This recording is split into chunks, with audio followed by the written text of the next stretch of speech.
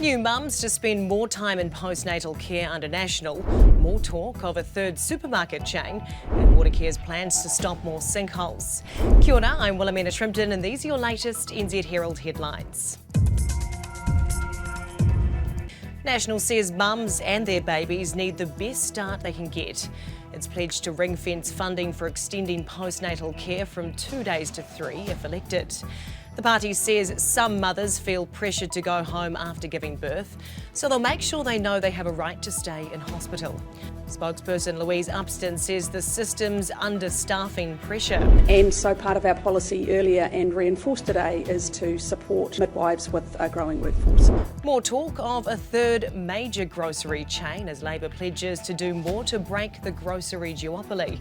It says it'll help new entrants with finance, finding land and making regulated changes. Leader Chris Hipkins says a new competitor will need government intervention and he'd happily talk to chains like Aldi. First Union's Bill Bradford says it could be good for workers too. It could have that effect of another major player would mean that there's more demand for skilled supermarket workers. That could be a positive thing. Watercare says it plans to invest in pipeline infrastructure to stop future sinkholes in Auckland. Excess rain and damp ground has caused 2 major sinkholes this year.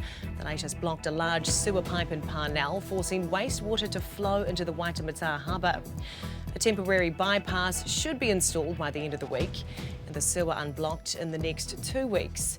Chief Operations Officer Mark Bourne says the focus now is limiting overflows. There is a significant amount of expenditure that is planned for and being spent on improving the resilience of our existing infrastructure. The Electoral Commission says anyone who hasn't yet received their Easy Vote pack should do so in the coming days.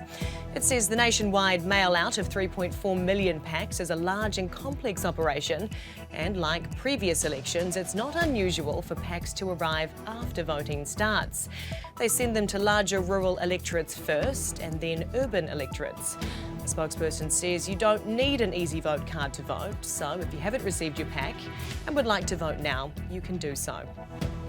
Cases of cryptosporidium infections in Queenstown are still sitting at 60 with no source yet identified.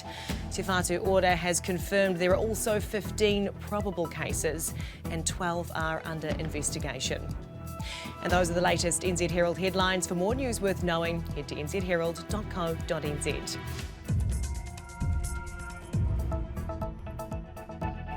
Thanks for checking out our YouTube channel. To stay up to date with all the latest news from the New Zealand Herald, click the subscribe button below or check out one of the videos here and head over to nzherald.co.nz for more details on these stories and more.